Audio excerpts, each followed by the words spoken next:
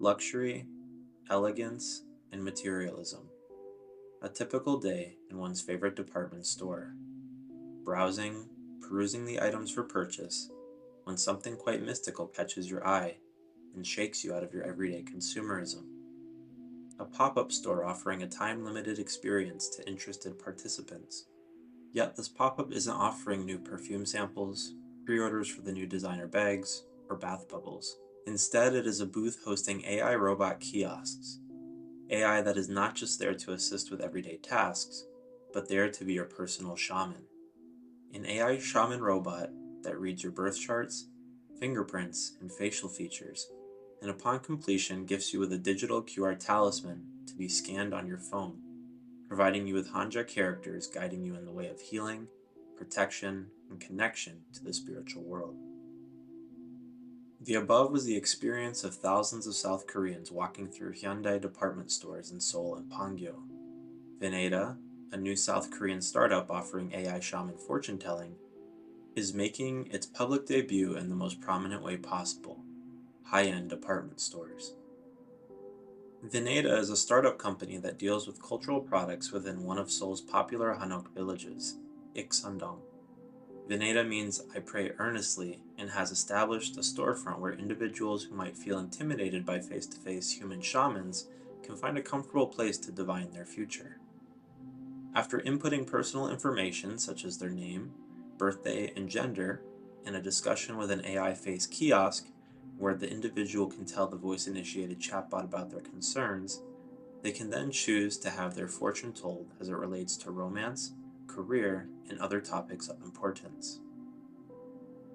Using Veneda's chatbot, which runs the user's information alongside the Korean tradition of Saju, the four pillars of destiny, the AI generates and prints a QR code for the participant to scan on their phone, providing guidance and advice on how to move forward.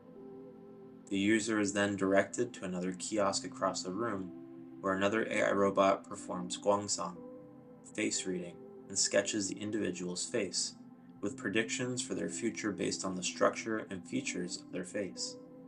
This experience is not just limited to Koreans, but is offered in multiple languages for foreigners who wish to participate. This AI shaman, although possibly shocking to foreigners, is an incarnation of South Korea's cultural milieu, where shamanism and the occult are being brought back into public practice, helping remove negative stereotypes through modern media and technology, thereby making the occult more accessible and a part of pop culture. Through K-culture, South Korea is piquing worldwide interest in shamanism and the occult not only through robotics, but also through other digital formats such as movies, television shows, and music. The South Korea's unique position as an Eastern country, heavily influenced by Western technology and science, religious, philosophical, and media elements are being blended into K-culture to create a new form of ritual practice for shamanism, bringing it to the masses through entertainment. And as the children and young adults of all generations ride the shamanistic K-wave, the youth of all nations, both knowingly and unknowingly, are being introduced to esoteric occult beliefs and practices through South Korean media, slowly normalizing the spirit of the age and whispering the primordial promise of universal consciousness and deification to all who are willing to listen.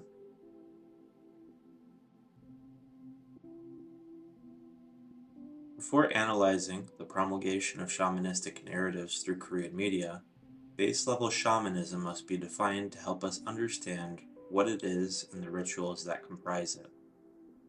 While secular definitions may describe it as merely contacting friendly spirits and gods within nature, from a Christian perspective, shamanism is not merely that.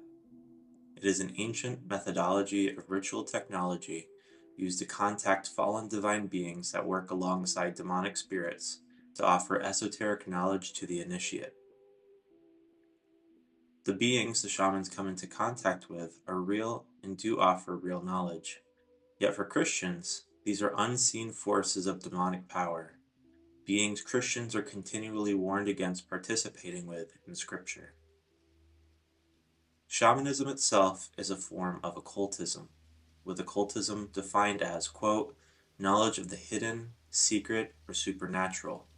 It encompasses a wide range of esoteric beliefs, mystical practices, and phenomena that typically fall outside the scope of traditional religion and mainstream science, such as magic, astrology, divination, and alchemy. End quote. Shamanism is just one practice that falls under the category of occultism. Other practices include voodoo, root work, witchcraft, folk magic, tarot, astrology, numerology, runes, mediumship, spiritualism, alchemy, ceremonial magic, Kabbalah, Freemasonry, Satanism, Luciferianism, chaos magic, Wicca, modern paganism, Thelema, Hermeticism, Rosicrucianism, Gnosticism, New Age, and Theosophy. These occult practices are not limited to individual groups or practitioners, but are also observed in Hinduism, Buddhism, Kabbalistic Judaism, and Sufi Islam. The spiritual but not religious movement has also gained significant notoriety in recent years, with adherents heavily interested in New Age practices. From a Western perspective, shamanism is labeled as magic, the New Age, or more categorically, the occult. However, from an Eastern perspective, shamanism and mysticism is seen as a way of life, a part of everyday living within a physical plane of reality that intersects with the spiritual. From a Christian perspective, the occult is banned in any shape or form by God Himself. Leviticus 19:31 states, quote, regard not mediums, neither seek after wizards to be defiled by them. I am the Lord your God. End quote. The practice of the early church was also to burn occult materials upon conversion, as seen in the book of Acts, chapter 19, verses 19 through 20. Quote, many of them also who used magic arts brought their books together and burned them before all men, and they counted the price of them and found it 50,000 pieces of silver. End quote. Shamanism is believed to be the most ancient of all spiritual occult practices, originating within hunting and gathering cultures in Siberia, Mongolia, and Central Asia, often working in tandem with animism, a belief that the earth and all of creation are teeming with spiritual beings, both friendly and malevolent, and that all things, whether created or uncreated, have their own spirits. According to Manveer Singh, quote, a shaman is a specialist who through non-ordinary states engages with unseen realities and provides services like healing and divination. You can achieve a non-ordinary or altered state with drugs, drumming, dancing, fasting, meditation, whatever floats your boat. Floats it into the beyond, that is.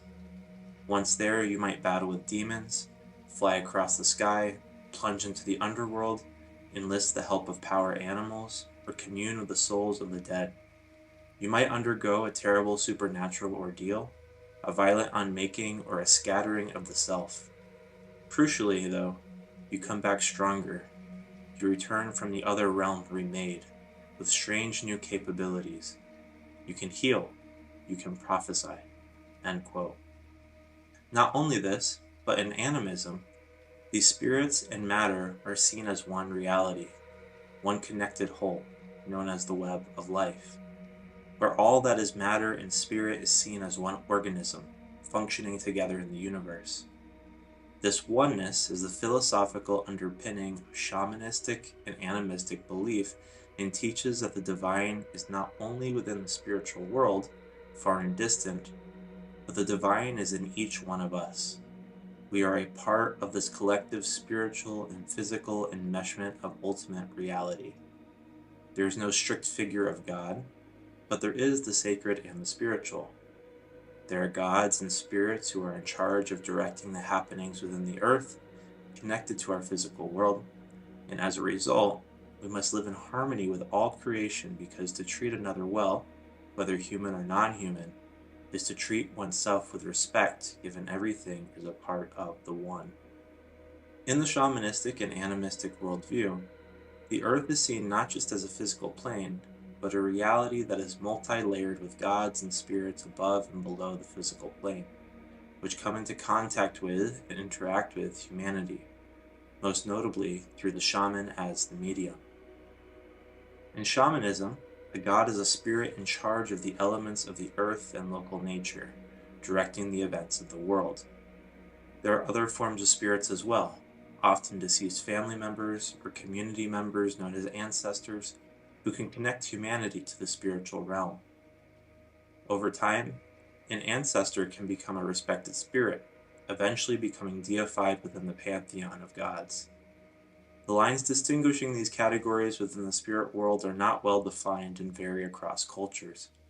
These gods and spirits can be accessed and communicated with through achieving different states of altered consciousness, also known as trances and ecstatic religious experiences, brought on by rituals led by singing, dancing, drumming, and psychoactive drugs. Through the drum, the beat sends the shaman into a trance. It creates an opportunity for the spirit to possess the shaman or the drum, or to draw the shaman into the spirit world, accompanied by a spontaneously created song that calls forth the spirits. Through working oneself into a trance, either through drugs, breathing exercises, or bell and drum songs paired with singing and dancing, the shaman can enter into contact with entities of the spirit world. There are two forms of trances: one where the spirit possesses the shaman and acts and speaks through them, called trances of possession, leading to super strength, super knowledge, shaking, and eventually falling out unconscious, to later, upon waking, to be used as a channel to communicate information from the spirit world to humanity.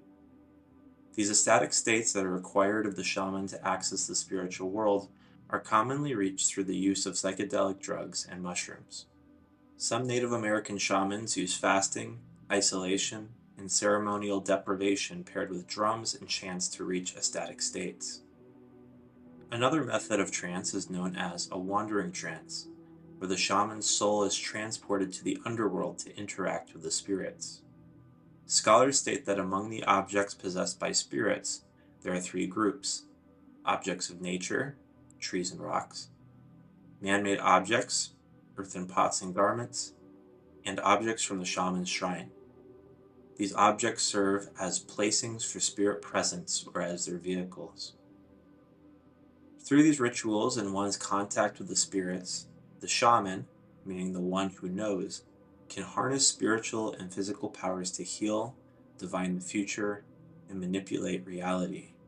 The shamans can access the spiritual world and help guide ancestors and animal spirits through the afterlife, and by doing so, bring unity between the physical and spiritual worlds. Shamanism is a religious practice and is not something that can be separated from a spiritual dimension, regardless of differences in culture or practice. Other spiritual practices used in shamanism for divination include bone throwing, charm casting, the use of runes, aromancy, scrying, tasseography, oniromancy, automatic writing, vibrations from crystals and stones, energy manipulation, contact with the dead, contact with spirits, fortune telling, horoscopes, throwing rice grains, ringing bells, trances, astral travel, divination for future predictions, spirit possessions, vision quests, and many more depending on the specific culture of focus. These methods are paired with natural medicine and medicinal plants to heal people from evil spirits causing sickness and disease. Shamans are normally seen as healers within a small collective group who help with social relations, health, and interaction with the natural and supernatural. Christians do believe that these shamans are coming into contact with spirits and gods, yet they are the gods of other nations and deceiving spirits. They are the fallen Elohim of Yahweh's divine council and the demonic spirits of dead Nephilim that are providing spiritual knowledge forbidden for humanity to use. Often in shamanic tradition, those who are considered strange within society are more fit for the shaman role, specifically including those who have an ambiguous sexual identity.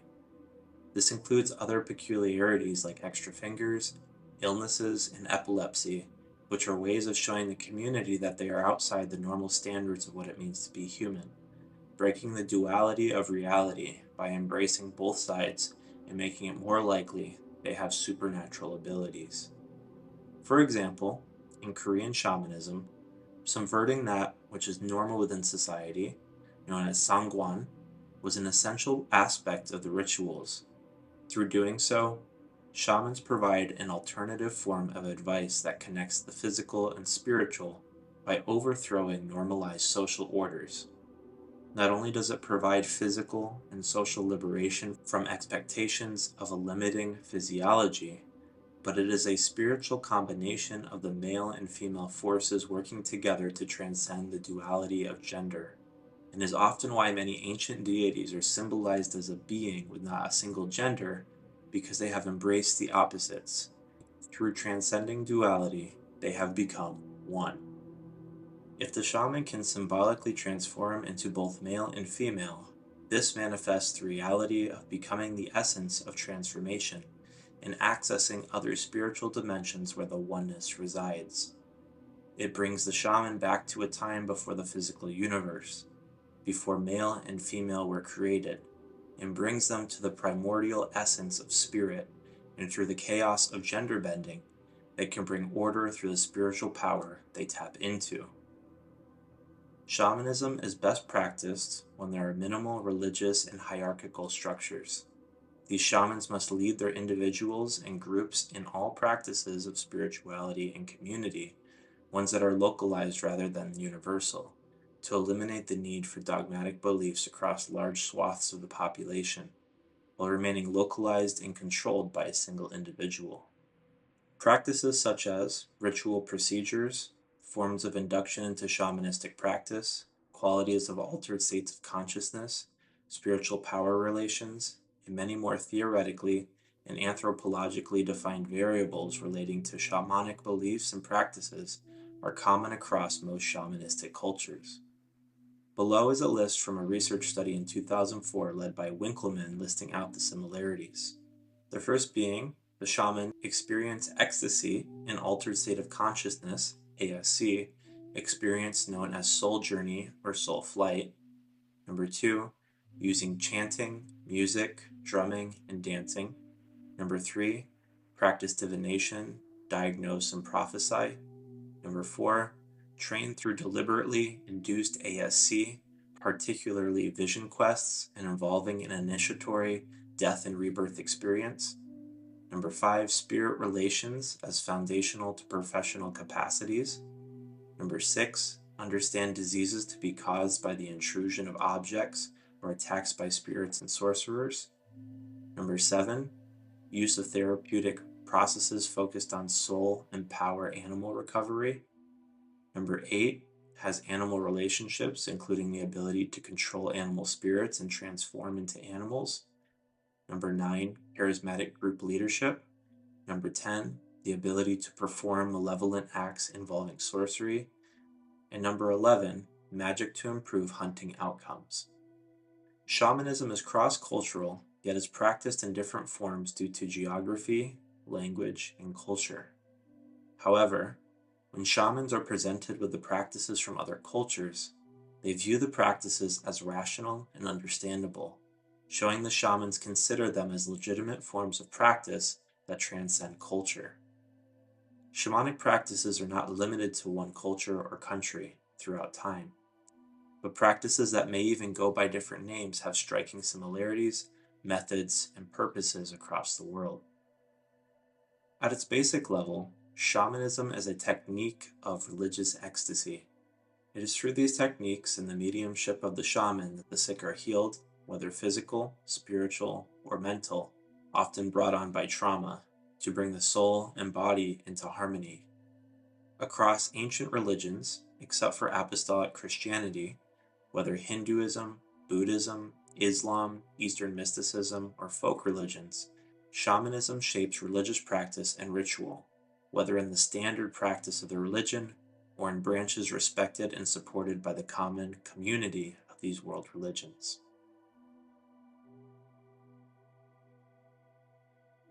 Shamanism is especially evident in cultures like South Korea, where shamanism is at the center of its foundational myth. Shamanism is a part of Korean DNA. Mago, or Magu, the mother goddess of the Korean people, was a goddess from Chinese culture, eventually becoming one of the goddesses that reside within the Korean mountains and known as the mother of all humans. She is very similar in function to the Greek mother goddesses Gaia and Demeter. Mago is Mother Earth, connecting her to Gaia. At the same time, she is the goddess of fertility, like Demeter, the ancient mother goddess who was the center of worship in the mystery religions. Mago is upheld as one of the main deities of shamanism in Korea.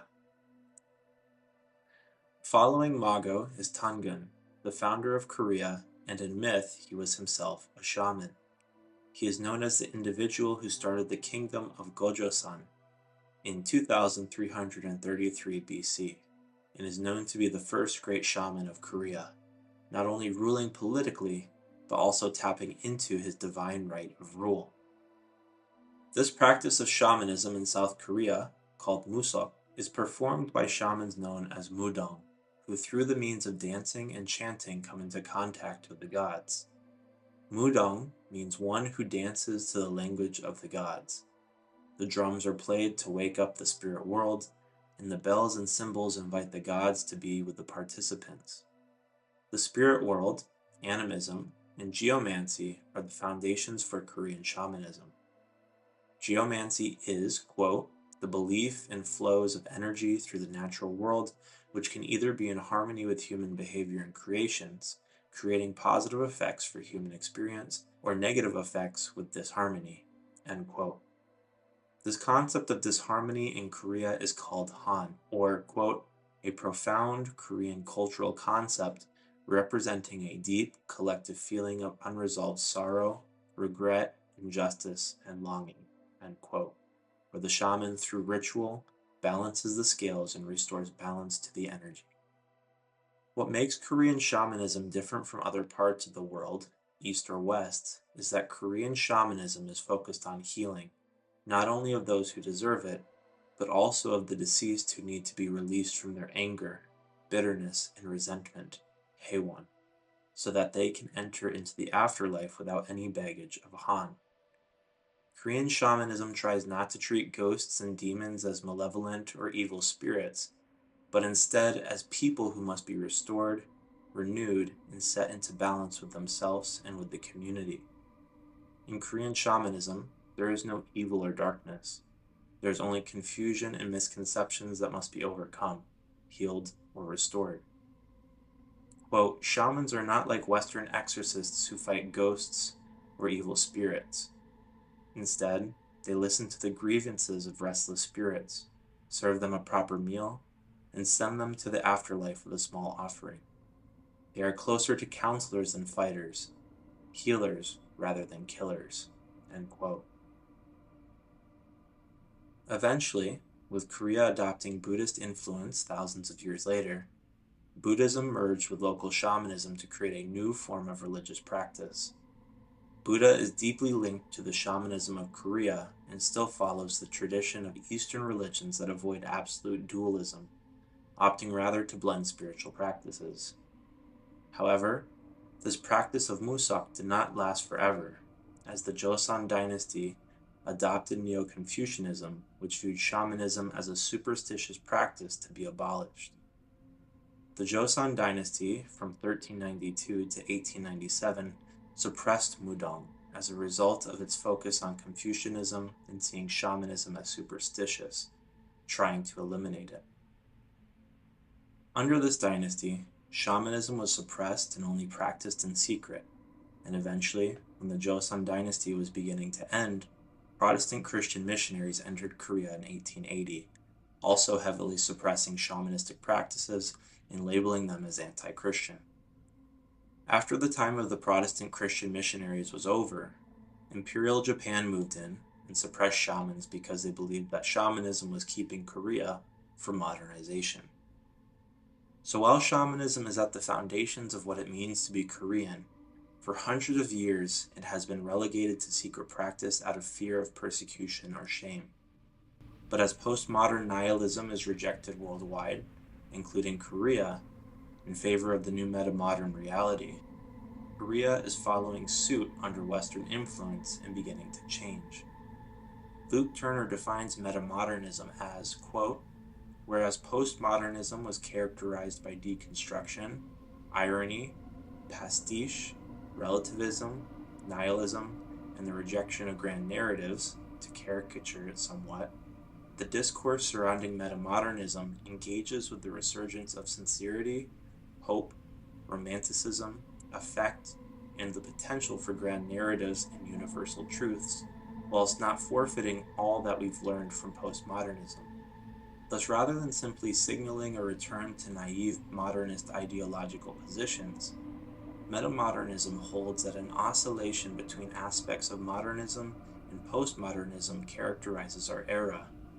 We see this manifest as a kind of informed naivete, a pragmatic idealism, a moderate fanaticism, oscillating between sincerity and irony, deconstruction and construction, apathy and effect, attempting to attain some sort of transcendent position as if such a thing were within our grasp. The metamodern generation understands that we can be both ironic and sincere in the same moment, that one does not necessarily diminish the other. End quote. Moving on from the postmodern world, the metamodern reality is upon us, or another term might be, as Carl Teichert calls it, the age of re-enchantment, by which he means re-enchantment is, quote, the assembly of meaning and purpose within a matrix of wonder and mystery, aesthetic expressions, symbolism, and sentiment, all pointing to a paradigm of holism. Whereas disenchantment produced an I-it relationship, with the person as I and the earth and cosmos as it, re-enchantment emphasizes an I-thou perspective. Everything is in community. Humanity is sublimely connected to a wider sense of being. Occulture and re-enchantment draws from the mythic past. Whether drawing on Eastern spirituality or Gnosticism, there is broad occultural agreement that the key to vibrant, authentic contemporary spirituality is the resurgence of ancient traditions. There is a sense of continuity with the ancients. Finding our new foundation would thus necessitate a realignment of knowledge. Science was not superior, nor was the occult worldview inferior. The same mental universe holds both. Therefore, science and participatory consciousness would need to find an alchemical synthesis. Holism is reality and destiny. Re-enchantment would be a return to the mystery made manifest in shamanism, the animistic bonding to nature, specifically the God within and the ecosystem that reflects it. It synthesizes the ancient and future, and projects the primal and archaic into the present. Man must be placed into its service, for this reflects the baseness of cosmic unity, the starting point of evolutionary oneness. It is the framing story of our time, as it is the narrative of past epochs, nature deified. End quote. So, in a new metamodern, globalized world that emphasizes radical inclusion, self-expression, and self-meaning making in a subjective, non-dogmatic way, young Koreans have mustered the courage to return to their ancient roots in shamanism and express it as part of their cultural identity worldwide, as a part of re-enchanting their worldview, mainly through entertainment, creating a metamodern, self-constructed neo-shamanism. Korea is not seeing the abandonment of technological advances or economic capitalism brought over by the West. Instead, it is seeing the merging of shamanism into those areas of reality through a metamodern worldview, a re-enchanting of reality, and creating a neo-shamanism, one oriented around technology and media, morphing into a form of techno-shamanism. Young Koreans are seeing shamanism as an act of rebellion against the established economic system that introduces unjust treatment to Korean citizens. Through storytelling, syncretism with popular religions, and merging with new forms of technology to create inventive new practices, shamanism is being brought to the technological, meta-modern world not just for Koreans to enjoy, but for the international scene to engage in techno-shamanic rituals in the name of K-culture entertainment. And while this might simply seem to be a rediscovery of Korean identity, lurking beneath the surface is the reality of the spirits and gods of these shamanistic systems, which are not benevolent entities that inhabit nature and traverse the nether realm of spirituality, but are demonic spirits and beings that seek to corrupt the image of God in humanity from a Christian worldview. Spirits of the deceased Nephilim fathered by rebellious divine council members who seek to destroy humanity out of hatred for the triune God and his good creation. These interdimensional beings compete with the triune God of Christianity and seek to harness people's pain and trauma caused by this modern world to manipulate individuals into practices theologically reminiscent of the serpent's deception sold to Adam and Eve in Eden, promising them deification and control of their lives, only leading to further brokenness and pain.